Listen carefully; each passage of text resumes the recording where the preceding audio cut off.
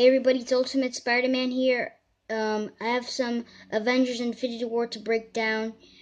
I guess you guys are being kind of tired for Infinity War, but I'm probably going to be wrapping up everything for Infinity War because, surprise, surprise, we were wrapped up in Infinity War so much.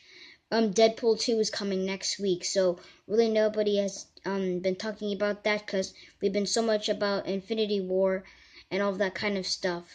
Everybody is basically done doing their Infinity War Easter egg video, but this is my Easter egg video and references to everything of what happened at Avengers Infinity War. There are spoilers in the film, so if you guys haven't watched the movie, stay away, but if you guys have, then you guys can listen along. But I have some more character breakdown videos to do for Infinity War. I'm probably gonna do a Red Skull video, but I'm gonna wait until a little longer, so when everyone gets to see the movie. But anyway, let's begin this Easter egg video. So the film starts to take place in deep up in space, where that Asgardian ship was left off in Thor Ragnarok, and we hear this deep space communication voice, which was later the Guardians heard it. But this voice, Kenneth Branagh was playing the voice for this communication Asgardian ship, and Kenneth Branagh he directed the first Thor movie, so that's the first Easter egg you got right there. Then we cut to the scene of Ebony Maw talking to all the dead Asgardians that Thanos adopted, all the dead Asgardians, all that kind of speech, the opening scenes of the Black Order. Then we get Thanos lurking in the shadows, and he says he knows what it's like to lose, to feel so desperate that you're right, to fail all the same. So he comes to Loki and tells him all that because he literally failed in the first Avengers movie because Loki was supposed to get the Mind Stone, but he failed. Then we cut to some scenes for Loki. When he's about to hand over the Tesseract, he goes like this.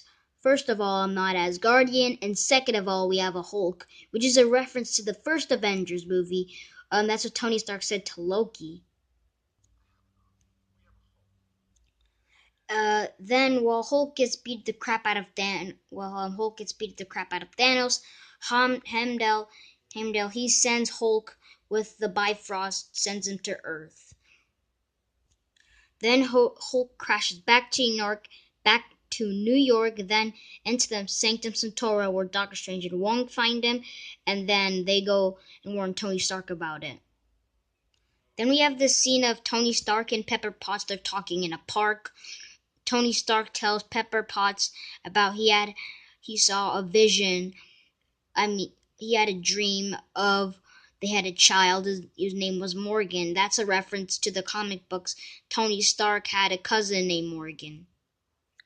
Then we see Peter Parker's hairs going up, which, fun fact, kids, spiders have the same thing that Peter Parker does. Their hairs go up when they sense danger, so that's a fun fact for you kids to learn since you kids got out of school. That Jekyll and Hyde face of Bruce Banner trying to Hulk out, because he can't Hulk out because, the Hulk and Bruce Banner hate each other. That face right there is a reference in the comic books. There's always a cover of Hulk having half of the Hulk face and half of a human face, or that just could be a reference to Two-Face from the DC universe. Moving on to the Guardians of the Galaxy, they're chilling up in space, riding in a new ship that they got from Volume 2.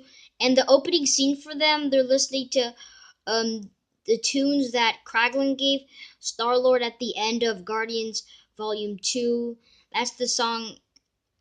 It was one of the songs that he had on his music player. So we see that song there and everyone's singing along. Well, not everybody. Then we see that scene where Thor hits the windshield. After when Thor lands on the windshield, Rocket, Groot, and Thor, they go get summon Thor's, new weapon, while the other three, or I think the other four, they go out to warn the Collector about the Reality Stone.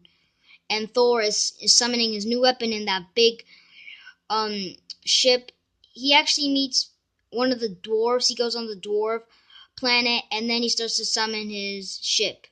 I mean, his new hammer. That opening scene for Chris Evans, I really like when Vision and the Scarlet Witch, they're trying to escape from that big battle between Corvus Glaive and Approximate Midnight. Cap, but Cap, Falcon, and Black Widow swoop in, and then when Captain America catches the spear, lets it down on his face. You see him, and you hear the original Avengers theme, like da da da da da da, all that kind of stuff. And then they go where Rhodey is.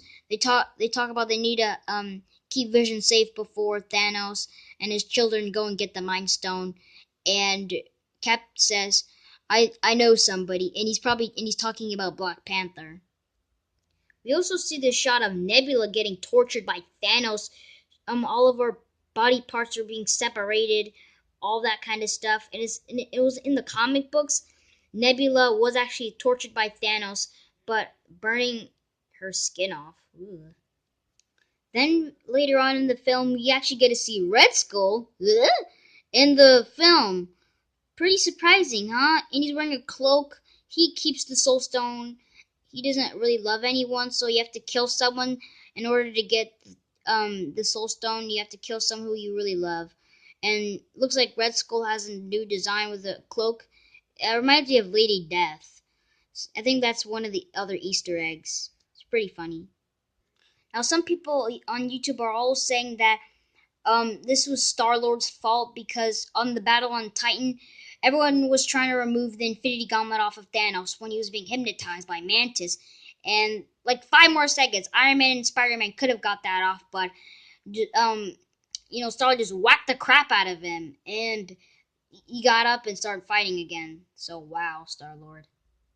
And if you want a Stormbreaker, you need to have a handle. So what Teenage Groot, while he's playing on his game and Thor's trying to summon his hammer, Groot literally cuts off his arm, and then he says, "Here you go, and that's your big, hammer." Epic scene of Thor, Rocket, and Groot. They arrive in Wakanda. Amazing. Like that big, awesome, epic scene. Then you hear the Avengers theme. Bum, bum, bum, bum, bum, bum, bum, all that stuff. It's pretty neat. Well, it's what we feared. Thanos, he snapped his fingers. Yep, snapped them, and all that kind of stuff happened. Favorite heroes like Spider-Man, Scarlet Witch, Falcon, Doctor Strange, Teenage Groot, and others, they disappear as well. What I like about the Wakanda battle when they're going after the Outriders, Cap and Black Panther are fighting. Are alongside each other, racing to the Outriders, which reminds me of that time in Civil War when they're going against each other. But this is pretty nice to see them going. They're teaming up together. This funny scene of when Peter Parker, the Iron Spider wall climbers come out, and he goes like this, "Whoa, what are those?" Which is like a reference to Black Panther when Shuri does that. And Thanos goes to the Soul World where we see young Gamora, which I think that's a pretty cool scene. Thanos in the Soul World. One more thing for Infinity War, my favorite Easter egg or joke. Tony, he calls Ebony Maw when he arrives in New York for the New York battle. He calls him this get lost Squidward. That's all I have to say, guys. Hopefully you guys enjoyed it. I'll make more soon of Infinity War and expect more Easter eggs coming in the future. But hopefully you guys really enjoyed this video, and I love doing these Easter egg videos. Anyway, guys, thank you for watching. It's Ultimate Spider-Man. I'll see you guys next time.